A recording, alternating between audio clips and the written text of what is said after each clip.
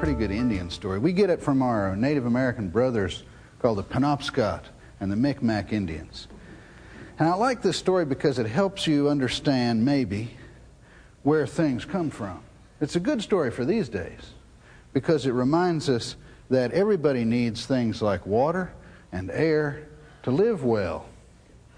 And it's a story that goes back to the beginning of time. Now, our Native American brothers tell us in the beginning of time, the Great Spirit sent Glooskap down to the earth to finish the job of making the world. And Glooskap was a great warrior, had many powers. Glooskap made many of the creatures that the Great Spirit hadn't finished. Glooskap was the one who made the squirrel. You've probably seen a squirrel. Well, Glooskap made the first one, but since there had not been any before, he didn't exactly know how to make one. And the first squirrel that he made was as big as 3 bears.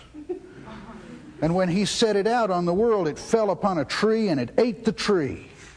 Just ate it to the ground, and there was nothing left. And Glooskap said, "This will not do. You are too destructive." And so he reached out and touched the squirrel on the back, and the squirrel got smaller and smaller and smaller until he got to be the size he is today. And you know that that's true because to this very day, the squirrels, just like their grandfather that Glooskap made, are still trying to eat the trees, but they're so small they can only do it one nut at a time.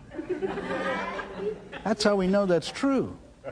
And Glooskap made the first beaver, but the first beaver that he made was as big as the whales that sail in the great northern ocean. And he cut down all the trees and started to dam up the great rivers of the north. And Glooskap said, "This will not do, because soon you will flood all the land.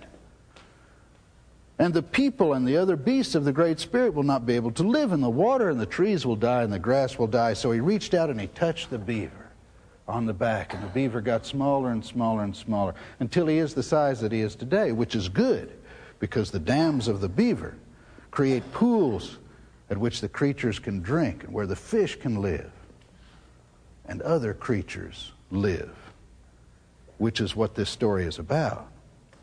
Because soon after Glooskap was finished, he got in his great white canoe and he sailed away. The last thing he did was to make a village full of people. And the people lived very well, for they got water from a beautiful spring that always fed them fresh, running, beautiful water, until one day the spring ran dry. Nothing came from the spring except brown water that smelled bad. So they sent one of the young braves up the river. He went up the river until he came to another village, and he asked the people there for water. He said, "I have followed the river, but all along the course it is muddy. And sometimes I see water, but it is smelly, brown. It is not pure and clean water. And I have made a long trip, and I am thirsty. Can you give me some water?" And the people of the other village said, "No, we have very little water ourselves, for our great chief, who lives up in the mountain valley, keeps all the water for himself. Only he can give you the water." So the young man went up to the mountain valley, and there he found the great chief of these people. And the great chief was a monster. He was a big monster. He filled up the whole mountain valley with his body and stopped the water behind him so it could not flow down to where the people and the other animals lived. He was a terrible-looking monster with 2 big eyes that sat on the top of his head and a mouth so wide that it went all the way across the mountain valley. And the young brave asked for the water, but the monster said, "No, the water is for me. I will keep it for myself. Go away, go away." The young man went home, and he told the people of his village what had happened. And the old men said, "Wait. Glooskap knows these things, can see these things in the eye which is in his mind. He will help us." And sure enough, Glooskap saw this water monster in his mind and decided to help the people. So he went to the painted desert, and he took some water from the ocean and mixed up war paint and painted his body and his face all of red. He painted his body and his face a most terrible red. Then he went to the great forests near the Western Ocean, and he took one of the biggest trees he could find. And then he went to a mountain. He reached out with his right hand and he crushed this mountain, which is all of flint, until there was nothing left but a great war knife. And then he sharpened that tall tree into a mighty war lance. And he went to see the water monster. Our Native Americans brothers tell us that he went to see the water monster, and when he got there he said, "Oh, the people do not have water. Why don't you give the people some water instead of keeping it all for yourself?" The water monster said, "The water is mine. I share with no one. Go away. Go away." So Glooskap decided to take the water from the water monster. He took his mighty war lance and he stabbed the water monster under the chin.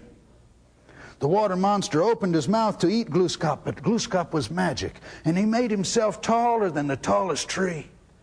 So the water monster's mouth could not close over him. And then Glooskap made himself even bigger, and he picked up the water monster and he took his great war knife and cut open his belly, so the pure water ran down into the stream and down to the people below, where it is to this day. Then he took the water monster in his two great hands and pressed him and squashed him and squeezed him until he was very small. And then he threw him out into the swamps and told him to live there forever. And that is what happened. That is why today you can see the children and the grandchildren of the water monster. They still look like their grandfather. They have two big eyes on top of their heads and a big wide mouth as wide as their bodies. And they're still trying to keep all the water for themselves, and they live in the swamps and the creeks and the ponds. But because Glooskap pressed their grandfather down into a small creature, their skin is all wrinkled and ugly, and we call them frogs and toads. And I have seen frogs and toads. That's why I think the story of our Penobscot brothers is true. Inukwe. And that's the story of the water monster, eh?